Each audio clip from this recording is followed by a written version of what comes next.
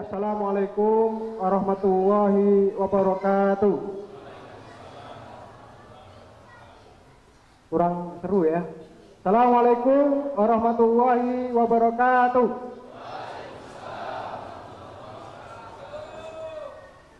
Alhamdulillahirabbil alamin. Assalatu wassalamu ala asyrofil anbiya'i wal mursalin wa ala alihi wa ashabihi wa man tabi'ahum bi ihsan ila yaumiddin. Amma ba'd.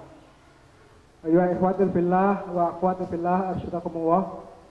Alhamdulillah kita pada pagi menjelang siang ini yang cerah, kita masih diberi rahmat Allah Subhanahu wa taala untuk sama-sama mengharap ridha Allah Subhanahu wa taala dalam rangka thalabul ilmi, karena mencari ilmu adalah wajib bagi kita semua.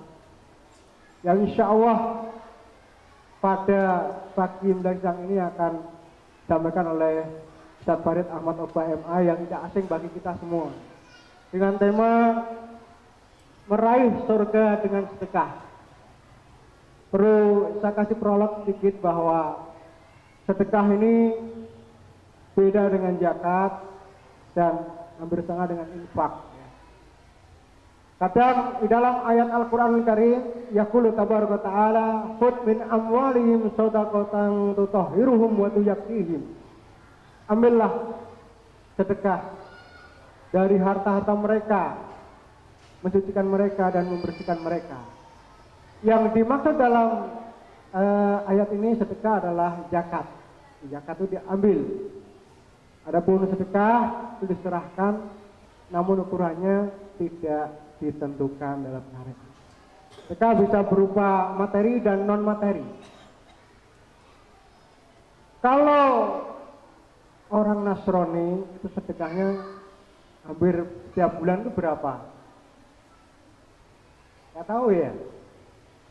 Orang Nasrani berapa sedekahnya? Berapa persen? Oh nggak tahu? Hah? Kalau orang Islam zakat wajibnya berapa? 2,5%. Apal itu ya.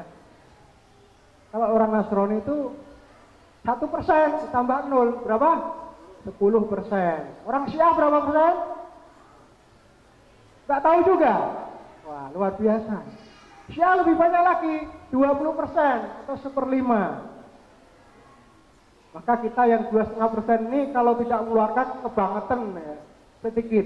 Oleh karena itu ada kalangan orang Syiah mengatakan zakatnya Sunni itu pelit. Kenapa? Cuma 2,5%. Zaman Allah Subhanahu wa taala, kalau kita tinjau zaman Rasulullah SAW, Rasulullah itu zakatnya banyak, sedekahnya banyak. Abu Bakar hampir seluruh hartanya, Utsman bin Affan setengahnya, Umar bin Khattab setengahnya. Maka pada hari ini mari kita sama-sama dalam acara tabligh akbar meraih surga dengan sedekah. Mari kita berikan yang terbaik dari harta kita, yang halalan thayyibah. Insya Allah ini akan memberatkan timbangan kita di hari akhirat kelak. Amin ya robbal alamin. Itu sedikit prolog. Tidak pantas berpanjang kalam karena sudah terlambat 1 jam. Antum sudah rindu untuk mendengarkan untayan-untayan hangat, untayan-untayan yang menyentuh hati dari Ustadz kita yang lama tidak nampak karena kena musibah Ustadz ya. Namun alhamdulillah kemarin hari Minggu, hari Ahad di Bandung, saya bersama beliau untuk menghadiri acara deklarasi aliansi anti Syiah nasional, dan beliau menyampaikan orasinya. Jadi ini yang kedua Ustadz ya. Kedua apa? Yang pertama, ini tabligh akbar yang pertama. Kemarin orasi yang pertama ya. Baik, kelihatannya antum nggak sabar lagi mendengarkan untayan beliau, maka kepada beliau waktu kami persilahkan.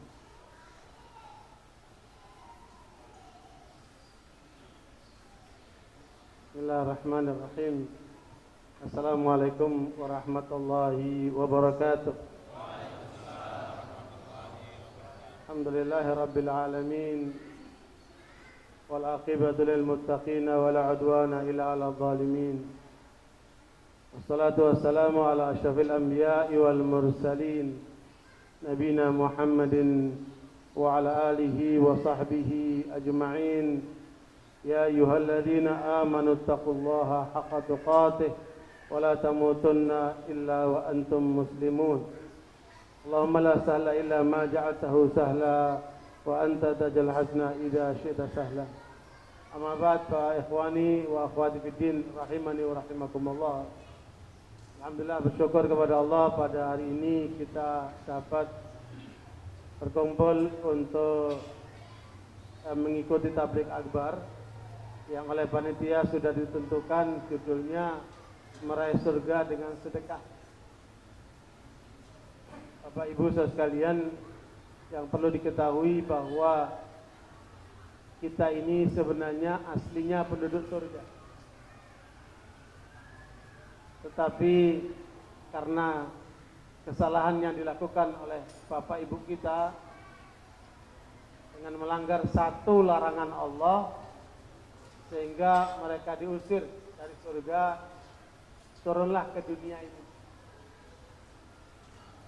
Dan kita diberikan oleh Allah petunjuk supaya kembali sampai ke surga lagi. Karena itu kita dijadikan di dalam hidup ini penuh dengan ujian. Allah menyebutkan alladzi khalaqal mauta wal hayata liyabluwakum ayyukum ahsanu amal. Wa huwal azizul ghafur. Ya, dialah Allah yang menciptakan mati dan hidup supaya menguji kalian siapa di antara kalian yang paling bagus amalnya, sehingga berhak untuk masuk surga. Dan Rasulullah SAW menyebutkan surga itu ada 8 pintu. Salah satu pintunya adalah lewat sedekah. Sehingga bagaimana kita menyikapi dunia, sehingga kita betul-betul menyadari bahwa dunia ini adalah tempat ujian. Sehingga kita tidak menjadikan dunia ini tujuan hidup, tapi hanyalah sebatas sarana untuk meraih kebahagiaan yang hakiki, kebahagiaan yang dijanjikan oleh Allah dan Rasulnya dalam Al-Quran dan Sunnah, supaya kita kembali lagi kepada surga itu. Karena itu Bapak Ibu saudara sekalian, dari pengalaman Al-Imam Ghazali rahimahullah yang begitu panjang mencari kebenaran, beliau menemukan satu ayat yang barangkali saya akan mulai dengan ayat ini agar menjadikan pegangan buat kita untuk meniti hidup ini, di antaranya bagaimana menyikapi dunia ini, yaitu dalam surat Az-Zumar ayat 22. Surat Az-Zumar ayat 22, A'udzubillahi minasyaitonirrajim. Afaman syarahallahu sadrahu lil islami wa huwa ala nurin min rabbih fawailul lil qasiyati qulubuhum min dzikrillah ulaika fi dhalalim mubin. Ikhwan barakallahu fikum, ayat ini menyatakan betapa beruntungnya mereka yang telah dilapangkan oleh Allah dadanya sehingga bisa menerima Islam, sehingga dia masuk Islam, sehingga dia menjalankan Islam, sehingga dia memperjuangkan Islam, dan sehingga dia tidak mati kecuali di atas Islam. Beruntunglah orang seperti itu. Dan masih banyak orang-orang muslim sekarang ini yang belum sadar bahwa kekayaan yang paling mahal yang dia miliki adalah Islam. Makanya Islam bagi kita melebihi kebutuhan kita kepada udara, melebihi butuhnya kita kepada makan, minum, dan yang lainnya itu. Sebab kalau kita tidak dapat udara, tidak dapat makan, minum, maksimal kita mati. Tetapi kalau kita tidak mendapatkan Islam, dan Islam yang benar, bukan Islam yang tompang kambing, bukan Islam yang diklaim oleh kelompok-kelompok aliran sesat itu, bukan Islam yang sekedar pengakuan, tetapi Islam yang diajarkan oleh Allah dan Rasul. Karena di sisi Allah hanyalah Islam yang benar itu. Inna dina indallahil Islam.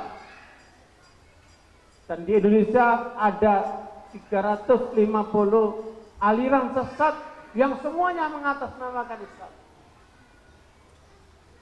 Dan kalau kita tidak paham Islam yang benar, kita akan mudah terbawa kepada penyimpangan-penyimpangan atas nama Islam. Dan kita tentunya harus banyak belajar, banyak mengkaji, banyak mendalami, supaya Islam yang kita pegang itu betul-betul bukan Islam yang model-model compang-camping tadi itu. Paling tidak untuk menggambarkan itu, ada pernyataan daripada Hudzaifah ibnul Yaman, seorang sahabat Nabi, yang beliau menyatakan ini diriwayatkan oleh Ibnu Rajab dalam kitab Jami' Ulum wal Hikam. Beliau mengatakan al-Islamu samaniyatu ashum. Kalau mau Islam yang benar, harus mengandung 8 unsur. Harus mengandung 8 ajaran yang harus dipegangi, dan sekaligus itu menggambarkan adanya 8 pintu surga.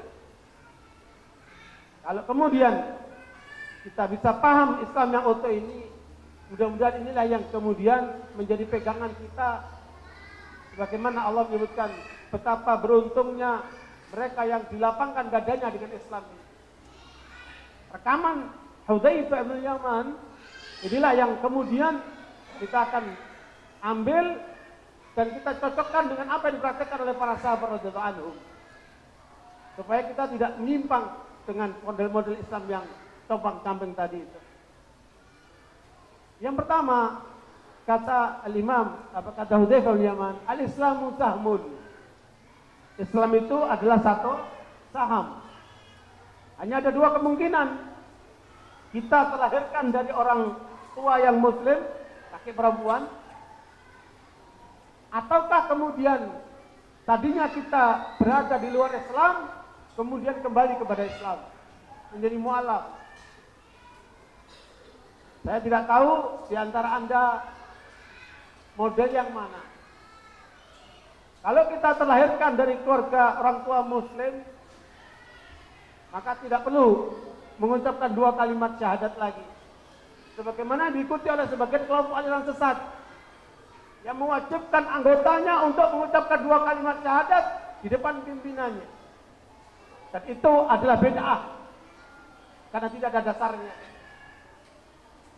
Karena Rasulullah SAW menyebutkan, kullu mauludin yuladu alal fitrah, fa'abawahu yuhawidanihi, au yunassiranihi, au yumajisani. Bagaimana riwayat Muslim, Rasulullah mengatakan setiap anak yang lahir di dunia, dia lahir dalam keadaan fitrah, artinya keadaan Islam. Tergantung orang tuanya, apakah akan menjadikan anaknya Yahudi, atau Nasrani, atau Majusi. Dan tidak ada ungkapan mengislamkannya. Kenapa? Karena setiap anak lahir dalam keadaan Islam. Makanya tidak ditemukan anak-anaknya para sahabat yang tadinya mereka muslim, anaknya lahir dalam keadaan Islam, kemudian mereka disyahadatkan lagi, tidak ada. Makanya saya sudah cek kepada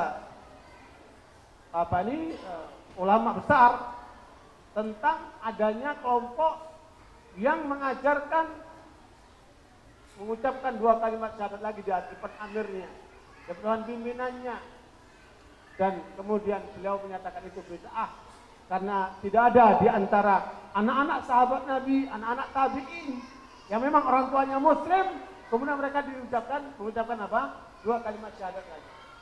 Ini tanda tidak benar. Makanya kita sudah menjadi muslim.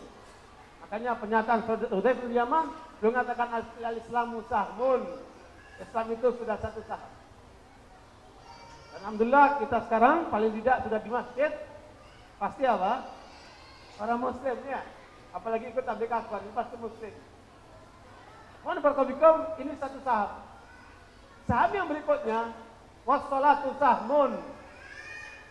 Salat itu juga satu saham. Makanya baik dua kalimat syahadat yang kita harus pahami secara benar, kalimat tauhid yang akan menjadikan kita menunaikan sholatnya dengan benar. Ya, wassalatu sahmun. Sholat harus dipelajari supaya sholat kita benar. Ya, dari mulai rukunnya, syaratnya, wajibnya, sunnahnya, makruhnya, sampai pembatal-pembatal sholat. Kita harus paham betul. Sampai pada tingkatan bagaimana sholat yang khusyuk. Karena sholat diterima oleh Allah tergantung kekhusyuannya. Dan kata Rasulullah, sebagaimana dinukil banyak sahabat, nanti di akhir zaman, ilmu yang pertama kali diangkat oleh Allah dari umat Islam adalah hilangnya rasa khusyuk. Sehingga kamu ketemukan banyak orang yang sholat, tapi sedikit yang khusyuk. Kenapa? Karena pemahaman terhadap Islamnya itu bermasalah. Wa'alaikumsalam. Inilah saham yang kedua yang harus kita pahami dengan betul. Sehingga itulah Rasul mengatakan, sallu kama ra'aitumuni usalli. Salatlah kalian sebagaimana kalian melihat aku salat. Lihat Nabi salat. Bagaimana salatnya Nabi? Di Islam kita ikuti Islamnya Nabi. Salat kita ikuti salatnya Nabi. Seperti itu. Yang ketiga, wasiyamu sahmun. Puasa Ramadan adalah satu saham. Kalau kita menjadi bagian dari umat Islam yang harus kita tegakkan, insya Allah 2 bulan lebih dikit kita akan masuk bulan Ramadan. Semoga Allah panjangkan umur kita akan menunaikan lagi ibadah Ramadan ini. Asyamu sahmun. Ya. Nah ini yang harus kita pahami, kemudian kita jalani. Puasa bagaimana? Puasa dicontohkan oleh Rasulullah. Ya, puasa praktekkan oleh para sahabat. Sehingga kemudian tidak seperti puasa yang dilakukan oleh sebagian orang, puasa demi, ya, puasa mutih, puasa apalah itu, yang sifatnya karangan-karangan orang. Kita jauh dari yang seperti itu. Makanya kalaupun puasa, kita mengikuti pola puasa Rasulullah. Asyamu sahmun, puasa yang adalah ketiga, saham ketiga. Yang keempat, wazakatu sahmun. Dan zakat adalah bagian daripada saham. Ya, kalau sholat ada sholat wajib, ada sholat sunnah. Puasa ada puasa wajib, ada puasa sunnah.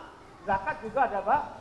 Zakatnya wajib, ada yang sunnah. Nah, para ulama telah menetapkan yang wajib namanya zakat, yang sunnah namanya apa? Sedekah. Nah, sementara temanya kita ambil apa? Meraih surga dengan sedekah. Hanya saja ayat tadi disebutkan itu berkaitan dengan zakat. Termasuk innamas shadaqatu lil fuqara wal masakin dan seterusnya, itu adalah kaitan dengan istilah apa? Zakat. Tetapi Allah menggunakan istilah sedekah. Sedekah ini kalau kaitan dengan wajib namanya apa? Zakat. Kalau kaitan dengan sunnah namanya apa? Sedekah. Wal barakabikum. Ini bagian daripada saham yang juga kita harus punya. Makanya antara sholat dan zakat itu senantiasa dikaitkan sama Allah. Kenapa? Karena sholat haknya Allah, zakat haknya siapa? Haknya manusia. Hablum minallah, hablum minan nas. Karena itu sholat dan zakat senantiasa dikaitkan. Sehingga karenanya menunjukkan bahwa kalau bisa setiap muslim itu selain menunaikan sholat juga menunaikan apa? Zakat. Itu artinya apa? Kita harus bekerja keras supaya kita bisa berzakat. Makanya sekalian satu kali Hakim bin Hizam, seorang sahabat Nabi, minta sama Nabi, Nabi kasih. Kemudian minta lagi, Nabi kasih. Kemudian minta lagi, Nabi kasih. Karena Nabi itu jenis orang kalau diminta nggak pernah nolak. Hatta kalaupun dia dikasih orang harta yang berharga. Satu kali ada seorang perempuan datang ke Nabi menghadiahkan syumla. Syumla ini pakaian mahal yang itu ditelisik oleh tangan, jadi semacam karya karya tangan gitu. Yang itu menjadi pakaian bagus, berharga. Jika dikasih Nabi, dia senang, dia pakai, kelihatan indah sekali. Tiba-tiba ada seorang datang minta, ya Rasulullah, saya tertarik dengan pakaianmu itu, kasih dong saya. Dan Nabi dilepas, diberi kasih. Sahabat pun negur, kamu gimana sih? Nggak tahu diri banget. Nabi kan kalau punya barang diminta nggak pernah nolak. Kamu tahu Nabi suka dengan barang itu. Kenapa kamu minta? Ya, kata dia, saya ingin jadikan ini sebagai kafanku nanti kalau aku meninggal. Karena pakaian ini sudah dipakai sama Nabi. Keinginan orang ini seperti itu. Nah, Hakim bin Hizam dikasih sama Nabi sampai 3 kali. Dan Nabi kalau diminta sekali lagi tidak pernah nolak. Makanya kemudian Nabi ingin mengajarkan kepada Hakim bin Hizam supaya jadi umat Islam jangan suka minta-minta. Maka Nabi mengatakan kepada dia, ya Hakim, sungguh tangan di atas lebih baik daripada tangan di bawah. Sungguh tangan di atas lebih baik daripada tangan di bawah. Dan usahakan kamu jangan pernah kamu minta sama orang. Maka sejak itu kata Hakim, sejak ini ya Rasulullah, saya tidak akan pernah minta kepada siapapun selain kepada engkau. Makanya setelah Rasulullah wafat, Hakim dikasih sesuatu hadiah oleh Abu Bakar, dia nggak pernah terima. Hakim dikasih rampasan perang, setelah berperang di jalan Allah oleh Umar bin Khattab, dia pun menolak, nggak pernah mau. Dan sampai dia meninggal, dia tidak pernah minta sesuatu sama manusia. Inilah cara sahabat berprinsip. Ya, makanya sekalian tanaman Nabi kepada para sahabat itu langsung ditangkap oleh mereka. Nabi itu bahasanya halus, tetapi kalau sudah menyampaikan, diterima oleh sahabat, dipegang sampai mati. Saya kasih contoh lain. Orang banyak memuji Abdullah bin Umar sebagai sahabat yang soleh. Tetapi rupanya Rasulullah diberitahu kalau Abdullah bin Umar ini bila malam tidak tahajud. Ya, Nabi langsung mengingatkan. Ya, tanpa adanya Abdullah bin Umar, ketika dipuji di depan beliau, betapa solehnya Abdullah bin Umar. Kata Rasulullah, "Na'am, ni'mal abdu as-salih Abdullah bin Umar law kana aqamal lail." Ya, betapa baik dan solehnya Abdullah bin Umar kalau dia itu sholat tahajud malam. Karena selama ini dia tidak tahajud malam. Ketika informasi itu sampai kepada Abdullah bin Umar, sejak itu sampai beliau wafat, beliau tidak tinggalkan tahajud qiyamul lail. Inilah kelebihan sahabat. Makanya ikhwan barakallahu, gambaran daripada Hakim bin Hizam ini kemudian dipraktekkan oleh para salafus saleh dengan cara apa? Caranya gimana? Karena tangan di atas lebih baik daripada tangan di bawah. Para salafus saleh itu kalau mereka memberi, mereka bukan ngasih gini. Karena tangan di atas. Caranya gimana? Dia kasih, umpamanya ngasih duit, ini, kasih duit, dia tangannya di bawah. Terus diambil sama orang yang nerima kan, tangannya di mana? Subhanallah. Itu satu gambaran betapa mulianya para salafus saleh itu. Kenapa? Ketika dia memberi, dia tidak ingin merendahkan orang yang menerima. Yang memberikan dengan cara seperti itu. Yang menerima dari mana? Dari atas. Satu kali Imam Malik rahimahullah menghantar Imam Syafi'i setelah belajar 8 bulan. Karena Imam Syafi'i menyatakan ingin melanjutkan belajar ke Irak. Ya.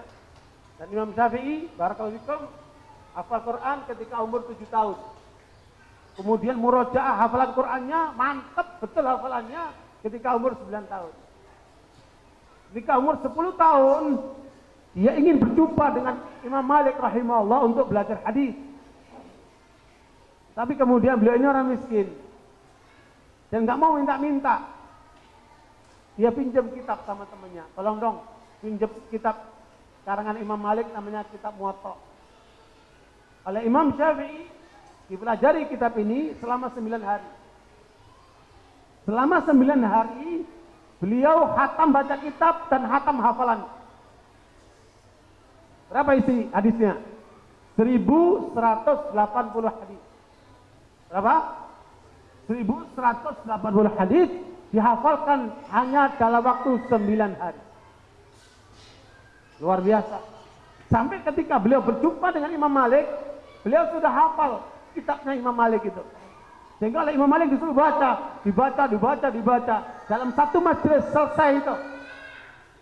Tapi kemudian didalami dalam kajian-kajian di masjid. Nah, barakallahu ketika Imam Malik sudah memberikan ilmu kepada Imam Syafi'i selama 8 bulan dan beliau berminat untuk menggali ilmu dari Irak, maka Imam Malik menghantarkan ke tempat rombongan kafilah yang akan berangkat ke Irak. Kemudian Imam Malik rahimahullah mengeluarkan uang dari apa? Dari kantongnya, kemudian dikasih kepada Imam Syafi'i. Ini bekal buat kamu untuk perjalanan menuju Irak. Dikasih berapa? Kira-kira 50 dinar. Ya, 50 dinar. 1 dinar berapa sekarang harganya? 520 ribu. Ya, 1 dinar itu 520 ribu sekarang. Kalau 50 kali saja. Ya, kira-kira 25 jutaan lebih ya. Gurunya ngasih muridnya. Ya, kalau di kita jarang ya. Banyak kan muridnya ngasih gurunya. Nah, ini perlu dilatih nih. Gimana murid ngasih guru, apa? Gurunya ngasih murid. Dan di kalangan para salafus saleh itu sering begitu. Bahkan Abu Yusuf mengatakan, saya sebagai murid Abu Hanifah dikasih nafkah oleh Abu Hanifah bersama keluarga saya selama 20 tahun. Karena Abu Hanifah pengusaha besar. Ya, Abu Hanifah pengusaha besar. Dia nafkahi sejumlah muridnya itu. Ya kelihatan sungguh-sungguh dia biayai. Ya. Nah, Imam Malik ketika mengasih uang sama Imam Syafi'i 50 dinar, Imam Syafi'i bertanya, Imam Malik gak kelihatan kerja kemana-mana, kerjanya cuma ngajar aja. Dari mana duitnya ini? Imam Syafi'i ingin tahu. Ya. Tuan guru, bahasa sebagian orang gitu ya, Tuan guru, maaf saya mau nanya, Anda duitnya dari mana ini? Kok ngasih bekal banyak seperti ini, Anda dari mana? Dia bilang, saya baru dikasih oleh seseorang 100 dinar. Maka separuhnya saya kasih buat kamu, separuhnya buat keluarga. Tahu nggak ini, landasan ini dari mana? Tahu nggak landasan ini dari mana? Dan boleh kita coba. Kalau kita punya harta, sewaktu-waktu kita keluarkan separohnya fisabilillah. Atau separohnya untuk talib ilm. Atau separohnya untuk perjuangan. Dari mana ini sumbernya? Kita cek ternyata sumbernya dari Abdurrahman bin Auf. Begitu pula Umar bin Khattab. Ketika Rasulullah SAW mendorong para sahabat untuk mengeluarkan hartanya buat membantu perjuangan di jalan Allah, datanglah Abdurrahman bin Auf membawa uang 4.000 dinar. Ya, diserahkan ke Rasulullah. Lagi-lagi bukan begini. Ya benar apa? Begini. Ngasih begini, ya. Bapak taruh ini duit ya, ngasih begini. Sehingga yang ambil dari mana? Dari atas. Itu adab yang sangat tinggi sekali.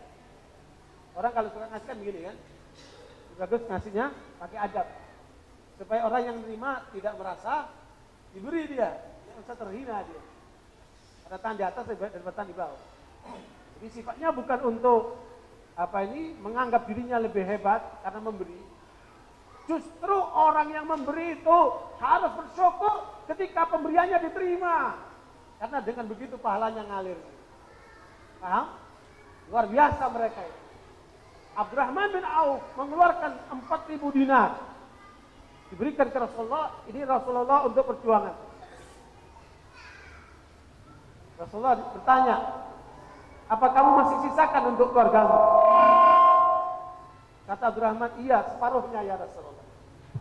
Jadi separuhnya saya bawa untuk perjuangan Islam, separuhnya aku siapkan untuk keluarga. Umar pun pernah melakukan yang sama.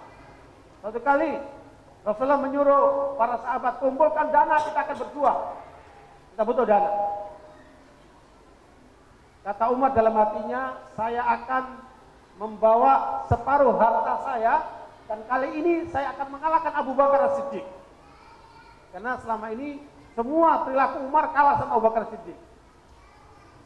Kali ini saya gak akan kalah sama dia. Saya akan keluarkan separuh harta.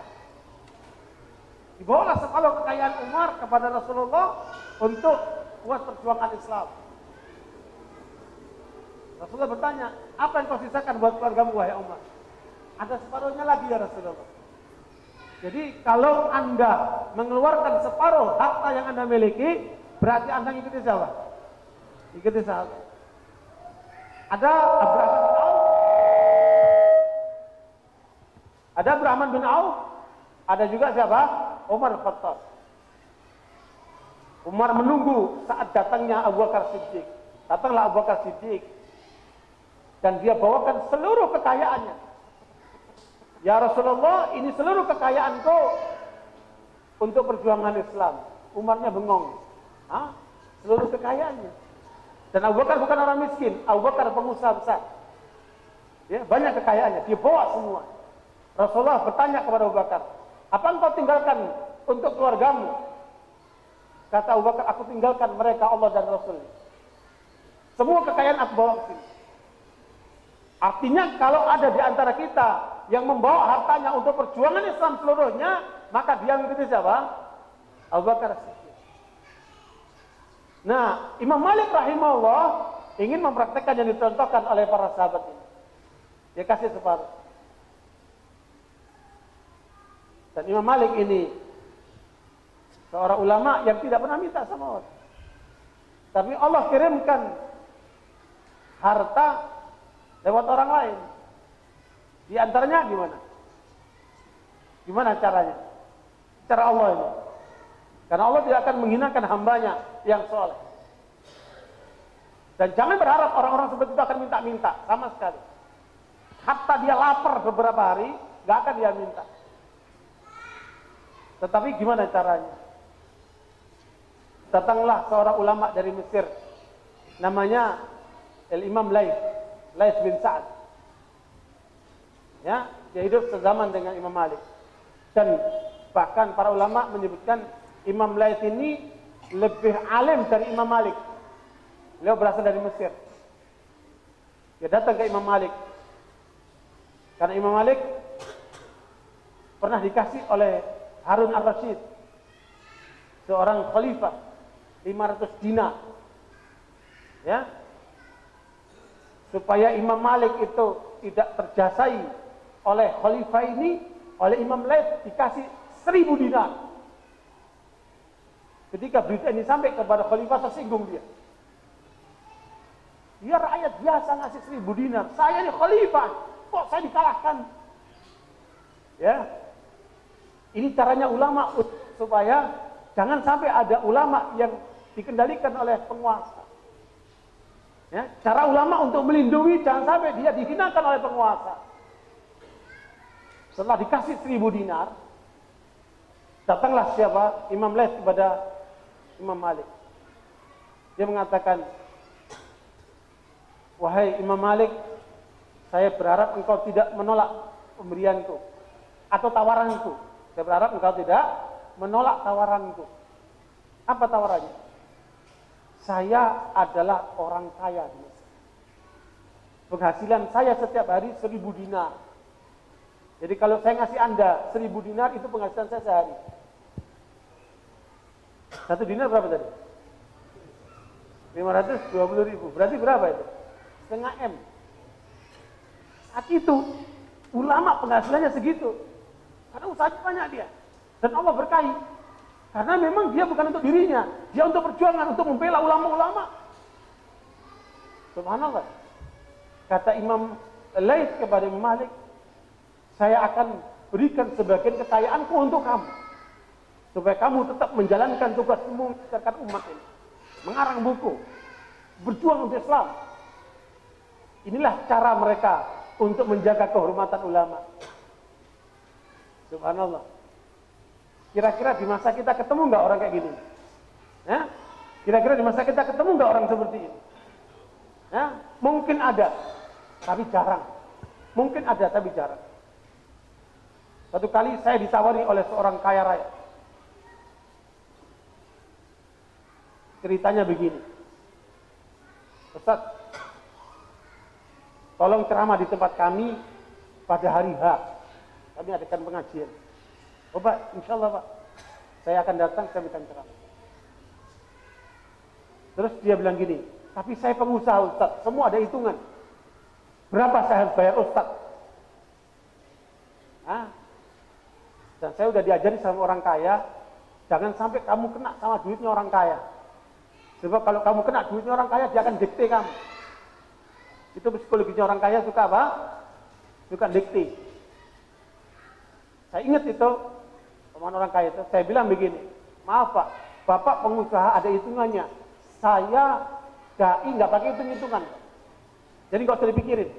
Tapi Ustaz ke sini pakai bensin, ya urusan saya, nanti saya mau pakai motor saya bensin, urusan saya, bukan urusan Bapak. Pas hari H ceramah, saya ceramahkan penyakit orang kaya. Ngap-ngapan dia. Ya, penyakit orang kaya apa? Sombong, suka ngeremehin orang, ya kan? Menilai orang dengan duitnya. Saya bongkar tuh penyakit orang kaya tuh. Ngap-ngapan dia. Sampai anaknya teriak, betul.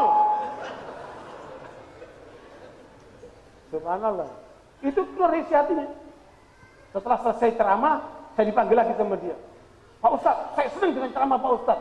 Alhamdulillah. Cuma saya ingin Pak Ustaz maju. Maksud Bapak, ya Ustaz usaha. Jika kita nggak usaha.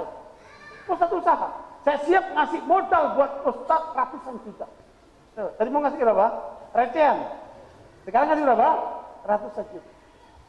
Saya bilang, barakallahu fi malika wa ahlik. Semoga Allah memberkahi hartamu dan keluarga. Saya nggak butuh itu. Terus kalian, itu kita akan alami di lapangan. Kalau ada orang nawarkan duit, tapi di situ ada embel-embel nanti. Nanti kita ditweetin kepada orang-orang, saya bantu tuh Ustaz, saya bantu, jangan terima. Jadi kalau model-model Imam Laits ini, dia memberikan sesuatu tapi tanpa orang lain tahu. Terima itu, salurkan itu. Dan masih banyak di zaman ini orang-orang seperti ini sekalian. Meskipun tidak ketahuan lah, ya. Kalaupun ada, biasanya nggak ketahuan. Ini model Imam Laits untuk menutupi harga diri para ulama dengan cara seperti ini. Kembali kepada tadi poin yang keempat, bahwa az-zakatu sahmun.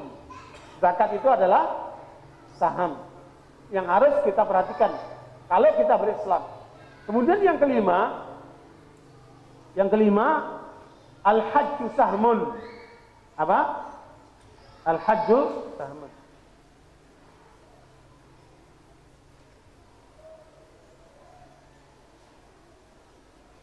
Haji adalah saham. Maknanya kita harus punya saham di situ. Bagi yang mampu, liman istata'a ilaihi sabila. Bagi yang mampu. Dan Rasulullah tetapkan mulai Islam sampai haji menjadi rukun Islam buat semua umat Islam. Artinya itu tanpa terkecuali, wajib.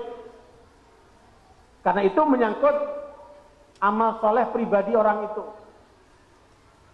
Tetapi ada 3 hal lain yang termasuk 8 poin, ada 3 hal lain. Saya tidak bahas bahasa hajinya, karena kalau sholat itu amalan fisik, rohani, kalau puasa amalan fisik, jasmani dan rohani, kemudian zakat amalan apa? Harta, sebentar haji gabungan antara amalan jasmani dan apa? Dan mali, keuangan. Begitulah cara Allah mengajarkan umat Islam. Sehingga makanya haji menjadi pertemuan umat Islam dunia. Tetapi ada 3 hal lain yang banyak diabaikan oleh umat Islam.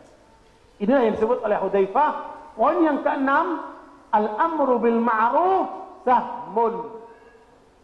Artinya untuk orang awam, untuk rata-rata umat Islam cukup 5. Tetapi kalau kita ingin lebih, tentunya yang ke-6 adalah amar ma'ruf, menyuruh yang baik. Suruh istrimu ngaji, suruh anakmu ke masjid, suruh tetanggamu beramal soleh, ajak temanmu untuk mengikuti tabligh akbar, ajak keluarga yang lain yang jauh-jauh itu supaya beramal di GTA. Apa GTA itu? Biaya tabungan akhirat. Alhamdulillah ada 41 dai yang dikelola oleh GTA. Ya, dan kemudian sudah beli ambulan dan macam-macam lain, nanti mendengarkan laporan dari ketuanya. Pelaksananya. Karena ini adalah jihad mali. Ya, ada jihad nafsi, ada jihad mali, jihad harta. Nah, amar ma'ruf, semua yang bagus menurut agama itulah ma'ruf. Ma'urifa khairuhu syara'an wa aqla. Ma'ruf itu yang bagus menurut agama dan akal. Makanya yang bagus menurut akal belum tentu bagus menurut agama. Sebagian perempuan yang pakai rok nutupin ininya tapi kelihatan rambutnya, bagi mereka bagus menurut akalnya, tapi menurut agama nggak bagus itu. Itu bukan kategori ma'ruf. Ya, yang ma'ruf bagus menurut agama dan akal. Itu adalah saham. Sebarkan yang ma'ruf di masyarakat kita ini. Ya, dan itu nggak ada resikonya. Ngajak orang kebaikan nggak ada resikonya. Adapun yang ke-7, wan nahyu 'anil munkari sahmun. Ya, mencegah yang mungkar itu adalah satu saham. Ini tidak semua orang awam bisa terlibat. Ini orang khusus. Kalau mau benar, kita harus punya saham dalam nahi mungkar. Mungkar ini apa? Semua yang buruk menurut agama dan akal. Narkoba itu mungkar, rokok itu mungkar. Ya, kemudian minuman keras itu mungkar, perzinahan itu mungkar, judi itu mungkar, riba itu mungkar. Sekian banyak kemungkaran itu. Disebutkan Al-Quran dan Sunnah, termasuk dosa besar maupun dosa kecil, mungkar semua. Termasuk jabat tangan laki perempuan yang bukan mahramnya, mungkar nggak itu? Mungkar. Harus kita cegah. Karena lebih baik jidatmu itu ditancapkan tombak daripada kamu harus berjabat tangan dengan yang bukan mahram. Bahaya sekali kan? Mungkar, kita cegah itu. Nah, kita harus punya peranan di situ. Mencegah yang mungkar. Ini yang keberapa? Ke-7. Kemudian yang ke-8. Wal jihadu fi sabilillah sahmun. Jihad di jalan Allah adalah saham. Satu saham. Di jalan Allah maksudnya membela kebenaran Islam sampai titik darah penghabisan. Ya. Iskariman au maut syahida. Hidup mulia atau mati syahid. Demi membela Islam. Inilah yang sedang diupayakan untuk dimatikan oleh Amerika. Ya, al-jihadu fisabilillah. Musuh-musuh Islam sekarang bersatu untuk mematikan jihad fisabilillah. Makanya ini saham yang ke-8 yang Rasulullah mengatakan wajib an fisabilillah, thumma ahya, thumma uqtal, thumma ahya, thumma uqtal. Aku berkeinginan kalau aku hidup ini kemudian bunuh di jalan Allah, mati syahid. Kemudian dihidupkan lagi, terbunuh lagi, dihidupkan lagi, terbunuh lagi sampai 3 kali.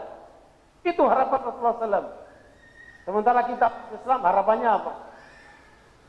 Harapannya apa? Mati di tempat tidur. Mati kalau nunggu tua. Iya, mati kalau kemudian di tempat yang enak.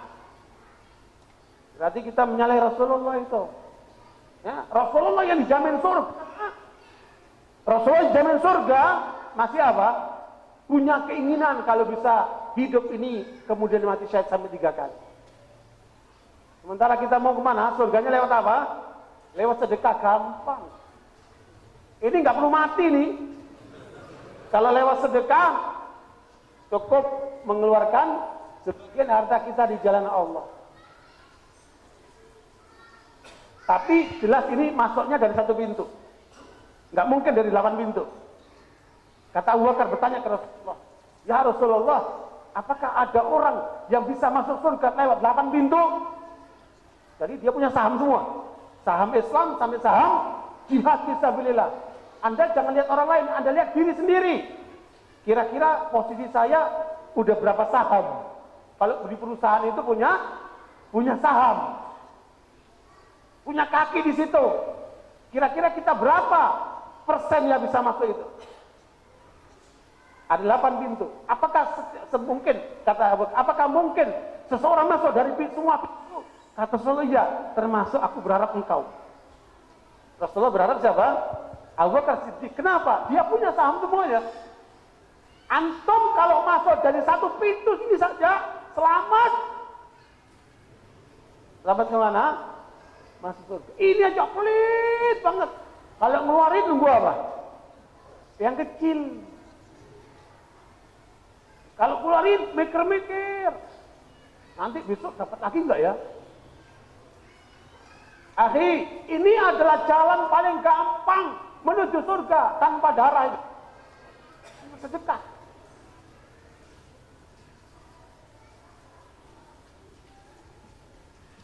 Ini koran hari Jumat telah menetapkan hari ini hari sedekah nasional. Gelora sedekah nasional. Jadi 27 April sekarang ini ditetap pokok sedekah itu untuk menjadi hari sedekah nasional. Insya Allah niatnya bagus. Kita akan buktikan hari ini berapa terkumpul sedekah dari antum semuanya. Masih mikir atau setengah-setengah ngikuti Abu Bakar atau ngikuti Abdurrahman bin Auf? Jangan kurang dari itu. Ya, jangan kurang dari itu. Paling tidak yang ada. Dan saya tidak ingin ngembosin enggak.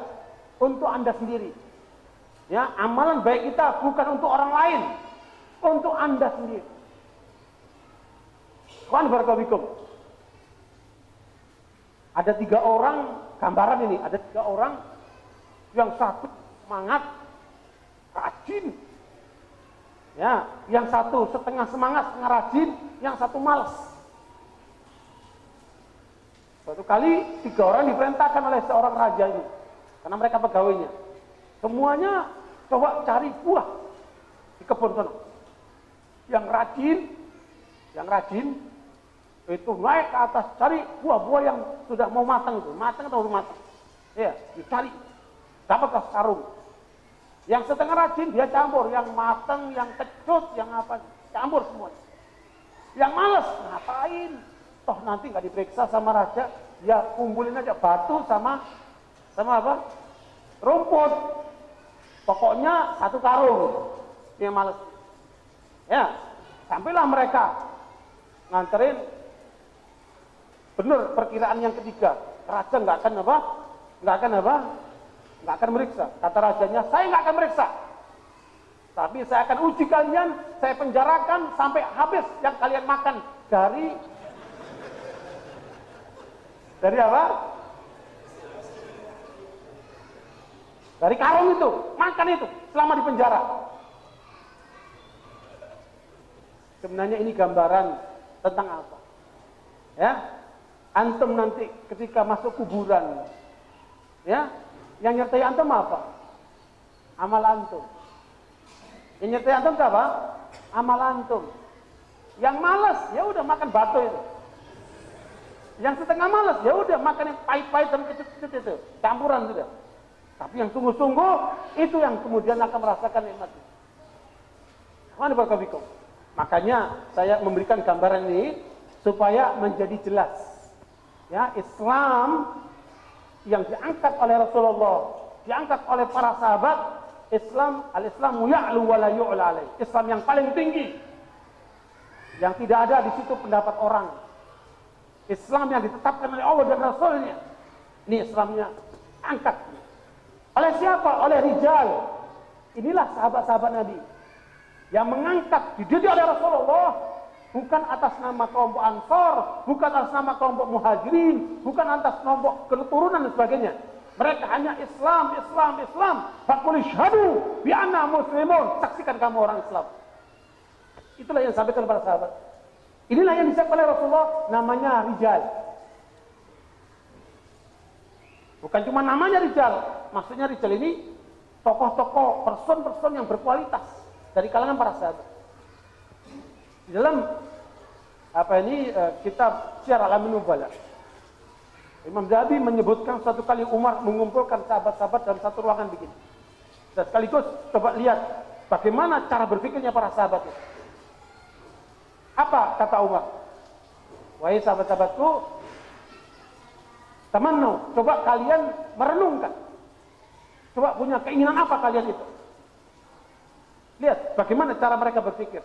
Kata satu sahabat mengatakan, atamanna law anna indi mithla Uhud zahaban la anfaqtu fi sabilillah. Aku berkeinginan kalau sampai aku punya seperti gunung Uhud itu emas, aku akan gunakan di jalan Allah. Minimal punya keinginan. Ada nggak dari kita yang punya keinginan seperti itu? Mudah-mudahan semuanya punya keinginan seperti itu. Yang kedua, saya bilang, saya berkeinginan kalau dari istri-istriku lahir para mujahidin yang akan senantiasa berjuang di jalan Allah. Lihat itu cara berpikirnya. Ini yang kedua. Orang sukanya berpikir kalau nggak ada ya. Kalau ada beda lagi. Ya, keinginan biasanya muncul kalau nggak ada. Kalau ada beda lagi. Tapi para sahabat nggak jenisnya seperti itu. Ya kalau pun nggak ada sampai ada dia akan tetap komited. Yang ketiga, kata Umar, kalau saya kepingin kalian semuanya menjadi rijal seperti Abu Ubaidah, Amr bin Jarrah. Realistis. Kalau kita lihat cara berpikir sahabat, lihat. Mereka ingin punya harta untuk mendukung Islam. Mereka ingin punya anak untuk mendukung Islam. Tetapi Umar sangat realistis. Saya ingin kalian semua menjadi rijal. Minal mu'minina rijalun sadaqu ma'ahadu alaih. Di antara kaum mukminin ada orang-orang tokoh-tokoh sadaqu ma'ahadu alaih. Mereka jujur dengan pernyataannya kepada Allah. Inilah rijal. Makanya Allah mengatakan tidak semua orang mukmin rijal. Berarti ini pilihan dari orang-orang mukmin. Ini pilihan dari orang mukmin yang akan senantiasa memikirkan Islam, membawa Islam, berjuang untuk Islam. Inilah selalu yang ada di kalangan para sahabat radhiyallahu. Kemudian mereka didukung dengan apa? Dengan dunia. Makanya ketika mau perang Tabuk, itu perang yang paling berat, perjalanan 1000 kilo, tapi persiapannya minim. Dan banyak sahabat-sahabat karena nggak punya bekal, nggak punya kendaraan, nggak punya biaya untuk perjalanan, nangis mereka karena tidak bisa ikut. Maka Utsman datang ke Rasulullah, ya Rasulullah, siapa di antara mereka yang tidak mampu untuk berangkat karena nggak punya ongkos, nggak punya bekal, saya tanggung semua.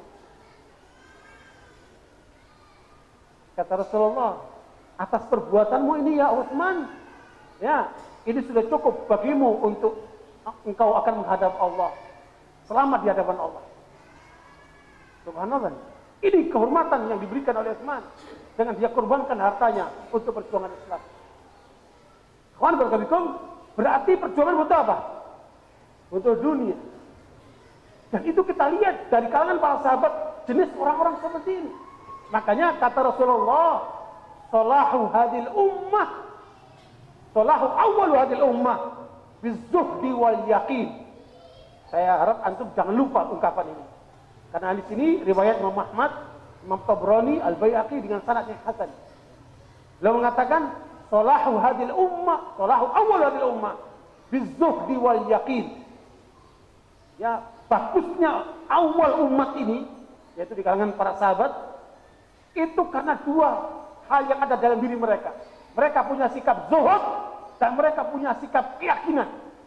Makanya para tabi'in, para sahabat mengatakan kepada tabi'in itu, ya, Abu Bakar mengalahkan kita, mengalahkan kalian bukan karena banyak sholatnya, bukan karena banyak puasanya, tetapi karena keyakinan yang ada di dalam hatinya itu.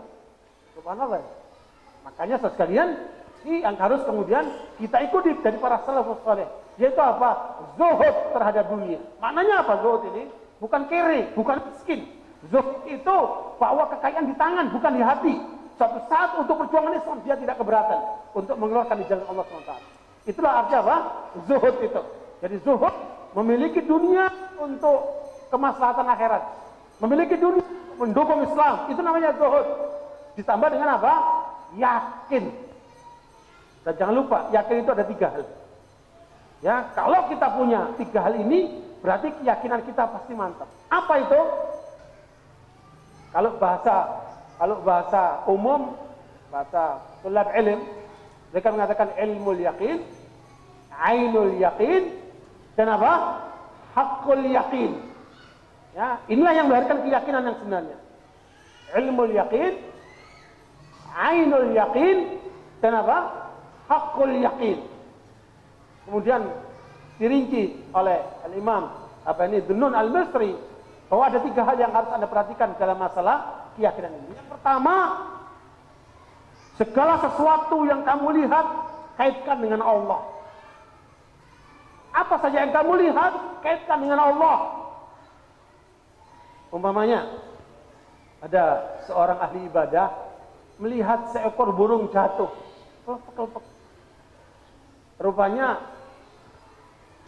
satu sayapnya patah, dia jatuh.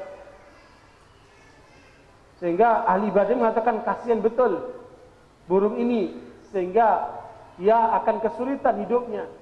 Satu sayapnya patah dia.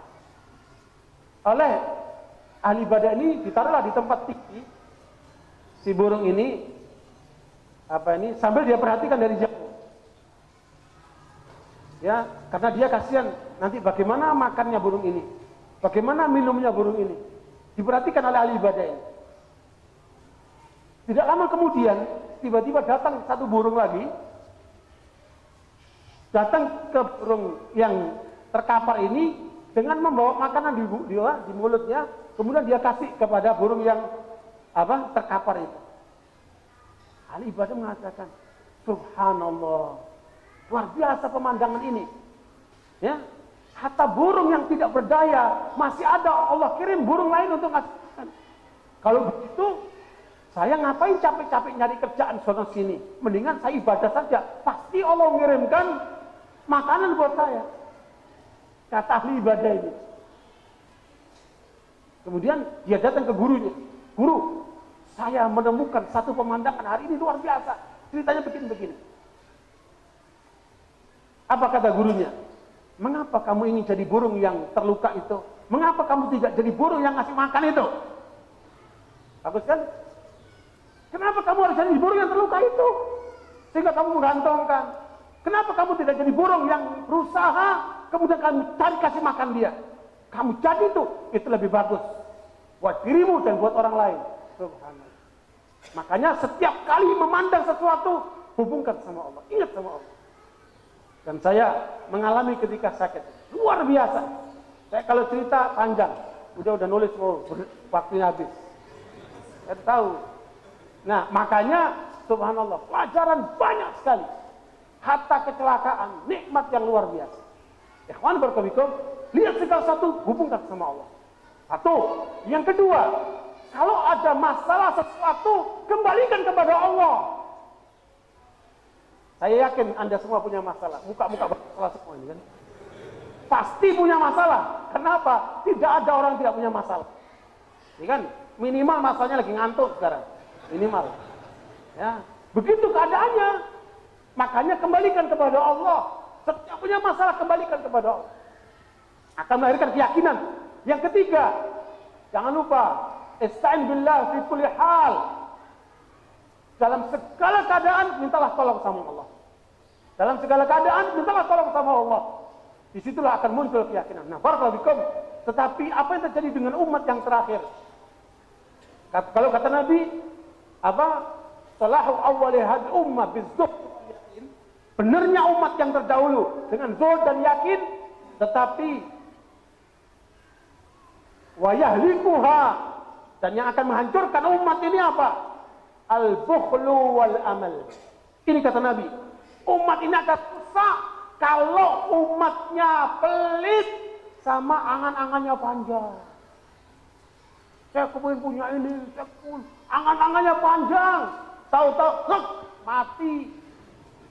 Belum banyak amalnya, belum banyak sedekahnya.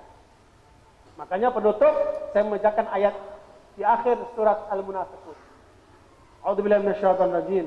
Wa anfiqu mimma razaqnakum min qabli an ya'tiya ahadakumul maut fayaqul rabbi laula akhartani ila ajalin qarib fa asaddaqa wa akun minas salihin. Wa la yu'akhirullahu nafsan idza ja'a ajaluha wallahu khabirum bima ta'malun. Allah ingatkan kepada kita semuanya, keluarkan hartamu di jalan Allah. Infak itu ada infak wajib. Anda sebagai suami memberikan infak kepada istri dan anak, wajib. Ya, Anda punya orang tua yang butuh Bapak ini perhatian, Anda infak kepada orang tua, wajib. Ya, ada juga infak yang bersifat sedekah. Infak yang bersifat sunnah yang tidak termasuk kewajiban kita. Nah, di antaranya infak di jalan Allah. Ya, ada yang wajib, ada yang sunnah. Maka kedua-duanya Allah ingatkan, jalankan itu. Wa anfiqu mimma razaqnakum. Infakkan sebagian dari yang kami rezekikan kepadamu. Jangan nanti ketika datang malaikatul maut, saat dia datang akan mengambil nyawa, kamu bilang mengatakan sebentar, saya akan sedekahkan hartaku untuk fulan, sudah nggak ada waktu lagi. Makanya jangan ditunda-tunda. Setiap kali mau beramal, jangan ditunda-tunda. Segerakan untuk mengeluarkan di jalan Allah. Karena itu ikhwan barakallahu fikum, inilah kesempatan tabligh akbar ini saya serukan kepada semuanya. Maka jadilah orang yang dermawan, karena as-sakhiyyu qaribun minallah, qaribun minan nas, qaribun minal jannah.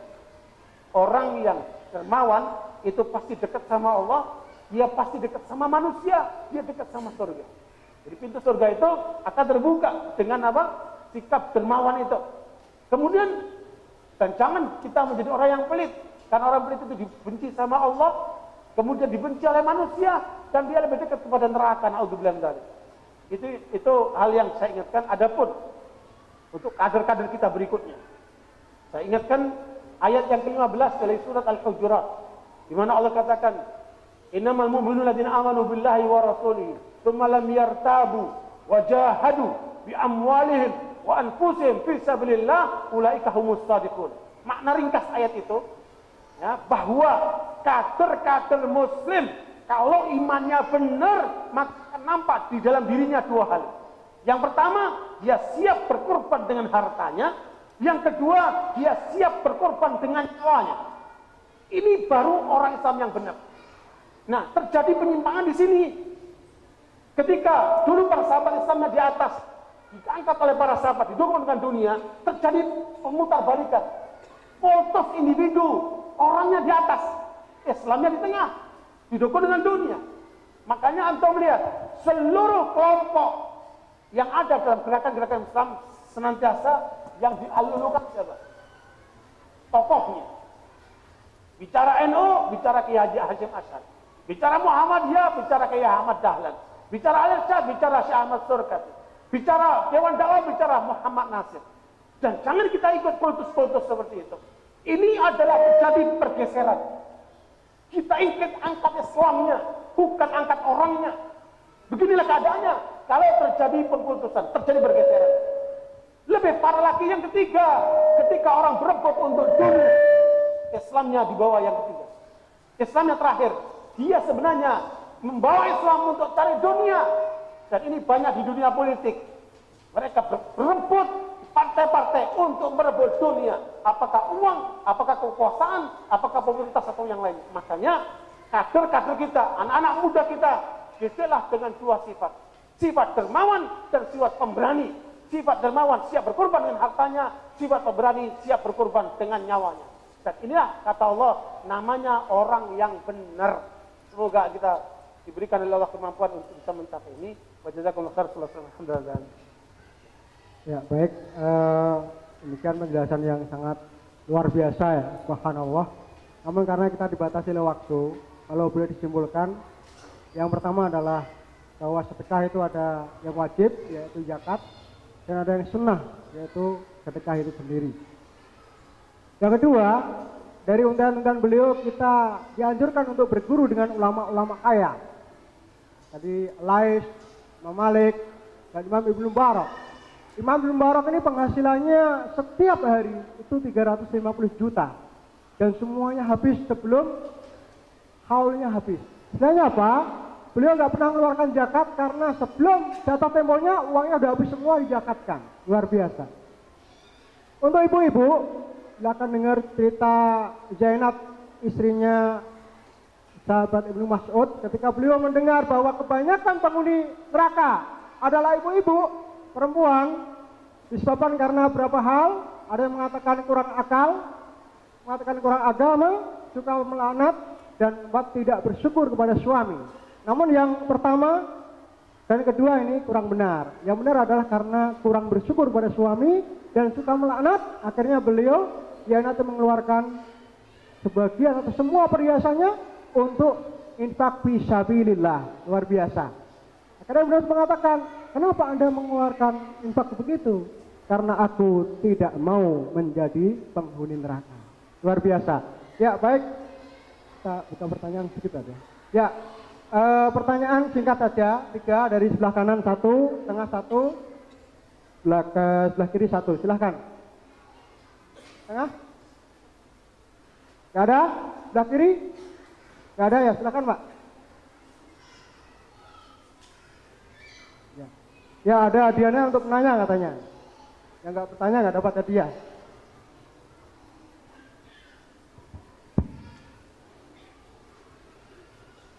Assalamualaikum warahmatullahi wabarakatuh. Ustaz, mengenai sedekah Ustaz, ini kan kita diutamakan ikhlas.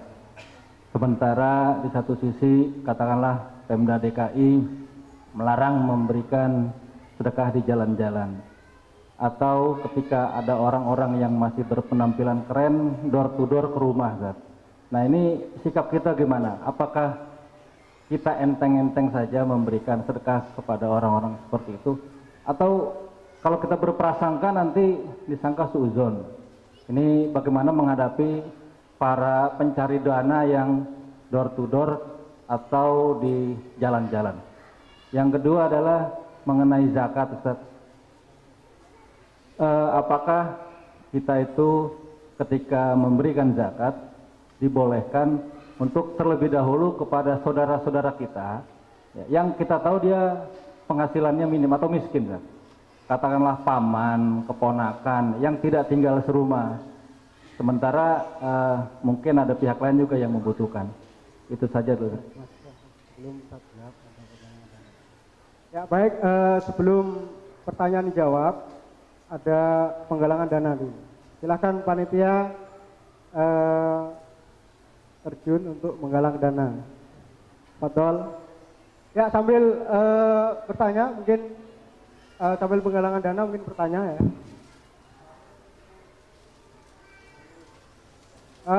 Mau separuh apa semuanya ya kata pembicara ya. Mau seperti Abu Bakar atau Utsman bin Affan. Fadol.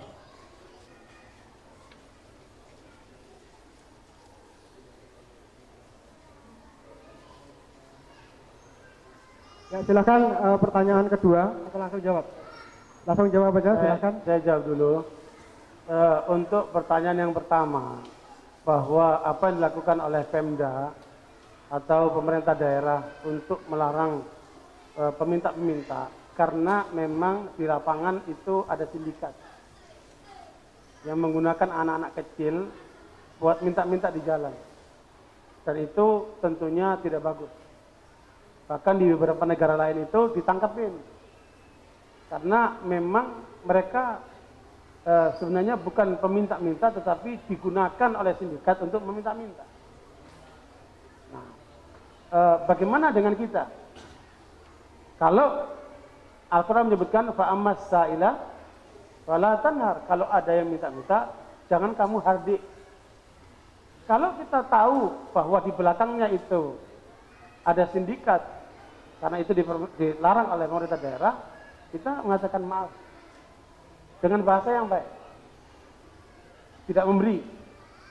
Atau kita melihat ada orang yang meminta-minta dengan cara pakai gitar, yang nanti kalau kita kasih, dia gunakan buat minum-minum. Kita nggak kasih, tapi kita tolak dengan maaf, dengan bahasa yang baik. Yang dilarang itu adalah dengan cara menolak dengan keras, apalagi sampai memarah-marahi. Itu yang kita hindari. Adapun kalau orang datang, kita nggak tahu ini orang membutuhkan atau tidak. Tampilannya bukan orang peminta-minta, badannya sehat umpamanya, ya.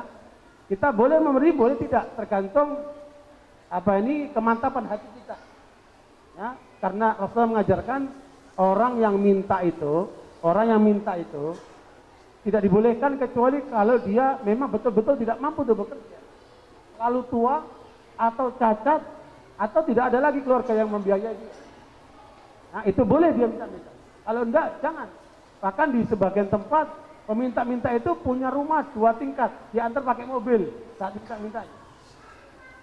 Di dalam riwayat Imam Muslim terjadi peristiwa. Kata Rasulullah, ada seorang dermawan ngasih peminta-minta, ternyata yang nerima itu dia seorang pelacur. Sehingga orang mengatakan, gimana kamu ngasih orang kok pelacur? Mas, banyak orang yang lain yang butuhkan. Kata dia, ya semoga dengan itu dia menjadi sadar. Besoknya dia sedekah lagi, jatuh ke tangan pencuri.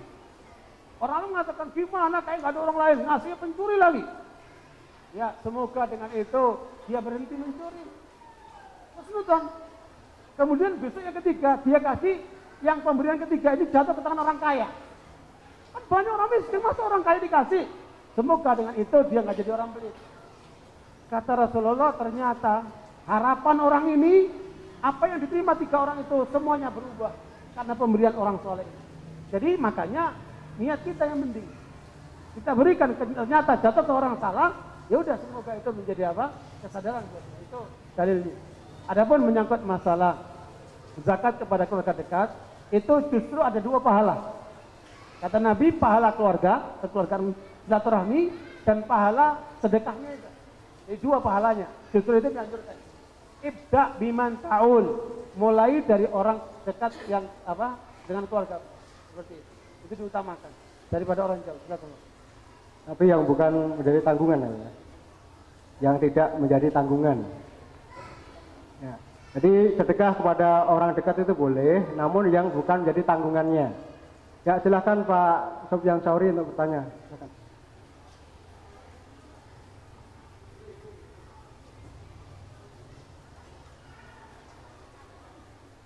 Singkat saja Ustaz, untuk menumbuhkan sifat yakin dikaitan dengan iyyaka na'budu wa iyyaka nasta'in. Itu aja.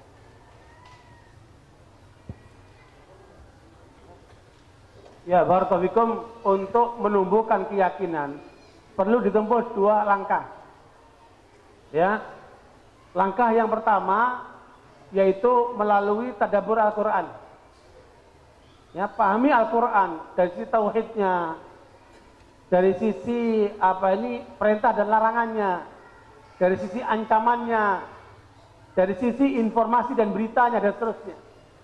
Itu akan menimbulkan keyakinan. Dan apalagi nanti terkait dengan kematian.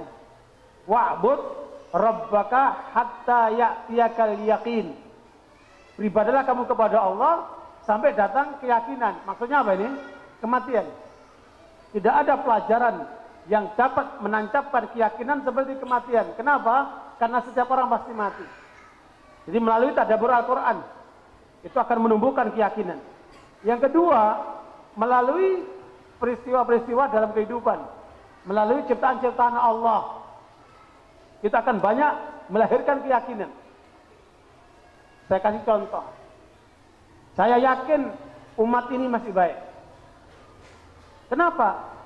Beberapa waktu yang lalu ada anak-anak muda datang ke saya bawa cek nilainya 350 juta. Anak-anak muda. Dia bilang ini wakaf buat bapak saya yang sudah meninggal. Tolong disalurkan itu.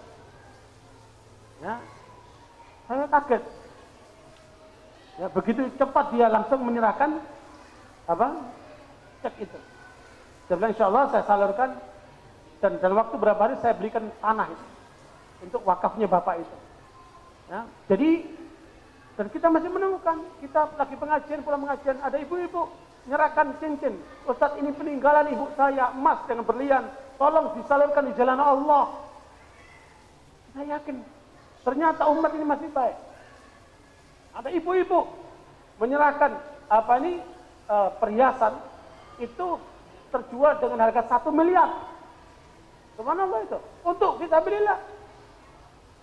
Saya menemukan ketika datang ke wilayah Sumatera Barat, saya datang ke daerah Pariaman, lihat satu pesantren namanya Ashabul Kahfi, dikelola oleh kawan kita. Semuanya gratis. Saya tanya, yang biayai ini siapa? Ibu-ibu. Ibu-ibu yang membiayai semuanya. Saya kepingin ketemu sama ibu itu. Oh boleh Ustaz. Itu dia. Ngapain dia? Di dapur. Lagi masak. Assalamualaikum. Bu, saya mau ketemu ibu. Iya nak, nanti aja habis zuhur. Ibu lagi masak. Ya, setelah selesai zuhur, sholat, saya ketemu sama ibu. Ternyata ibu ini umurnya mungkin sekitar 65 tahun, sampai 70-an. Dia pengusaha tadinya, sukses, dilanjutkan sama anak-anaknya, tetapi kemudian dia beli tanah, dia bikin pesantren, dia wakafkan fisabilillah, termasuk biaya semua ditanggung sama dia, dan tidak cukup itu, makanan anak-anak itu dia masakkan. Luar biasa itu ibu. Alhamdulillah, kita melihat dengan kenyataan ini, ternyata umat ini masih baik. Masih banyak orang punya kesadaran seperti itu. Sehingga karenanya jangan kecil hati. Sebenarnya yang hilang dari umat ini apa? Kepercayaan. Banyak orang mau menyerahkan tanahnya, menyerahkan danahnya, tapi sulit menemukan orang yang dipercayai. Kalau sampai kita punya GTA ini, mendapat kepercayaan, saya yakin akan banyak yang akan mendukung untuk lewat GTA buat mendukung dakwah ini. Dan itu keyakinan akan mau tumbuh dengan melihat kenyataan yang ada ini. Allahu a'lam.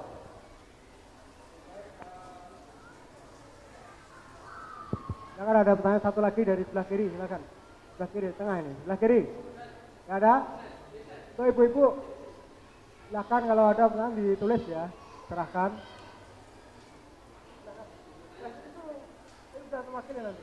Ya sabar ya, satu dulu. Silakan Pak Imam. Siapa Ustaz Jawar?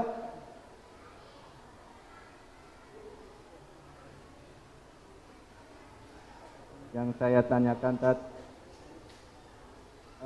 misalkan kita sedekah terus membuat kita kaya, apakah kita juga mendapat surga? Terus macam-macam sedekah itu apa aja?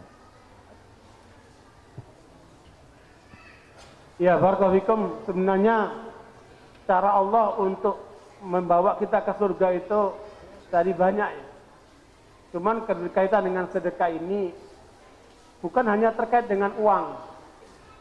Bisa juga sedekah ilmu. Kita mengajarkan orang. Bisa juga dengan tenaga. Ya, kita nuntun orang yang buta tengah jalan. Kita menuntun orang tua, bantu orang tua dengan tenaga. Juga sedekah. Sedekah dengan senyum. Kita juga sudah sedekah, ya kan? Kata Rasulullah, kamu bertasbih subhanallah walhamdulillah, sedekah. Jadi sedekah ini luas sekali. Jadi jangan dibatasi cuma materi. Kemudian apakah sedekah itu menyebabkan kita kaya? Nah, berarti kita memberikan karena ada maksud. Tetapi yang jelas, ya, riwayat cukup banyak dan itu dipraktekkan oleh para salafus saleh. Bahwa sedekah itu memudahkan jalan hidup. Bahwa sedekah itu menutup pintu dari 70 bencana. Ya, orang kalau sudah bersedekah itu akan menutup 70 pintu kesusahan, bencana. Makanya satu kali ada seorang menyampaikan kepada Abdullah bin Mubarak, wah Imam, keluargaku sudah bertahun-tahun sakit, berobat kesana sini nggak sembuh. Kata dia, suruh dia bikin sumur, buat banyak orang, mudah-mudahan Allah angkat penyakitnya itu. Akhirnya diikuti bikin sumur, Allah angkat penyakitnya sembuh. Jadi memang sedekah itu luar biasa. Ya, kalau mau tahu, praktekin aja, nggak usah banyak ngomong. Insya Allah akan terbukti. Jazakumullah. Silahkan Ustaz Jawar, singkat aja. Ya, baik. Ustaz, begini pertanyaannya.